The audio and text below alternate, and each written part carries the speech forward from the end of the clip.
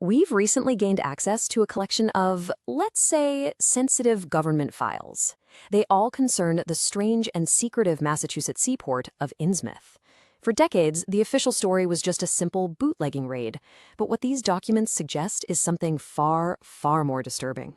So our investigation really begins with the one event that put this decaying town on the federal map, a massive and very secret government operation in the winter of 1928. This was the moment the shadow that had been hanging over Innsmouth was briefly and violently brought into the light. And this is our primary source, Federal File 734A. We're going to look at the official story first, and then we'll start to peel back the layers to get to the heavily redacted truth buried deep inside these archival pages. Okay, so the official timeline, the one they gave to the public, it immediately raises some questions. The government claimed this was a big move in the war on liquor, but the details, they just don't line up. We're talking about an abnormally large force of men, a huge number of arrests, and then the complete secrecy around the prisoners. No trials, no definite charges, they just vanished. Which brings us to this central question, right? A simple liquor raid doesn't explain the scale or the secrecy or why the press and other groups were given these confidential briefings to keep them quiet. What was the government really after in Innsmouth? To find the answer, we have to go back, way back. The files make it pretty clear that the 1928 incident wasn't a beginning, but an end, the culmination of a whole century of decay and strangeness. We have to understand the town to really understand the raid. You can just see the town's history here as this clear line of decline.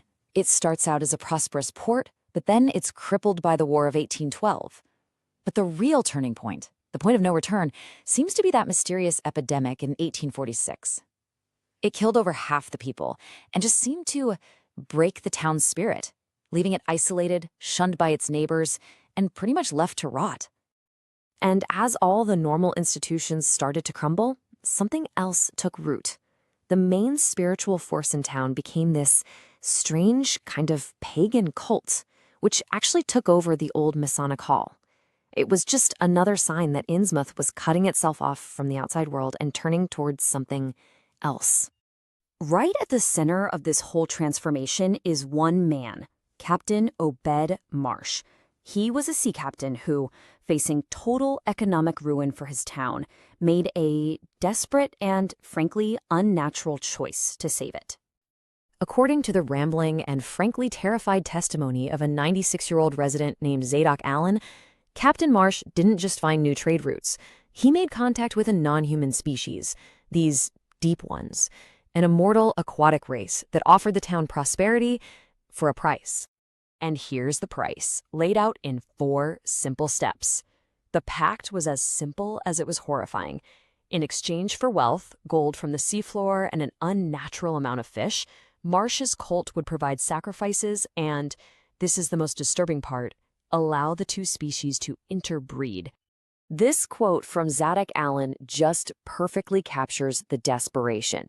See, Marsh wasn't just introducing a new cult, he was offering a results-based religion to a town that felt completely abandoned by everyone else. He offered them gods that would actually answer their prayers. Now, a pact like that had a direct biological consequence. Over generations, all that interbreeding began to show up physically, creating a very distinct and unsettling set of traits that came to be known as the Innsmouth Look. The files have these almost clinical descriptions of the townspeople. A narrow head, flat nose, bulging eyes that never seem to shut, rough, peeling skin, and these strange creases on the neck. Almost like they were, well, almost like gills starting to form. It was a consistent, terrifying set of physical markers. And here's a direct eyewitness account from the very man whose report triggered the federal investigation in the first place. His description of the local bus driver is a textbook example of the Innsmouth Look. This wasn't just 1 or 2 people. It was becoming the dominant look of the entire town. And this is absolutely crucial to understand. The Innsmouth Look was not a disease you could catch. It was a genetic transformation. The hybrids were born looking human, but as they got older, they would slowly change. Eventually, they'd shed their humanity entirely and be driven to return to the sea to live forever. So now, with all of that context, let's go back to the raid of 1928. And suddenly, the secrecy and the extreme measures, they start to make a terrifying kind of sense. The government wasn't there for liquor. The official story was just a cover. The declassified truth points to a two-pronged operation. First, contain a hybrid population on land, and second, launch an attack on their undersea city, a place called Innsmouth, which was said to lie in the abyss right off the coast. The scale of the operation is still just baffling. The file mentions a prodigious number of arrests over and over again, way more than a simple bootlegging raid would ever need. The real target wasn't a few criminals. It was an entire population that was steadily ceasing to be human. And get this. This is the one piece of the real story that actually slipped out. A single tabloid report, dismissed by everyone as nonsense, mentioned a submarine firing torpedoes into the deep water near a place called Devil Reef. It was the only public hint of the operation's true aquatic target. The raid was thorough. Innsmouth was left a depopulated ghost town. But the files don't just end there. For the man who started this whole thing, the legacy of Innsmouth became deeply and horrifyingly personal. And here it is, the final, shocking twist buried in the notes. The investigator, the man who fled Innsmouth in terror and alerted the authorities, he did some genealogical research and discovered that his own great-grandmother was the daughter of Captain Obed Marsh. He wasn't just an observer, he carried the same blood.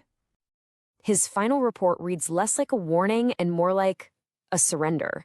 He starts talking about beginning his own transformation, about having dreams of the undersea city.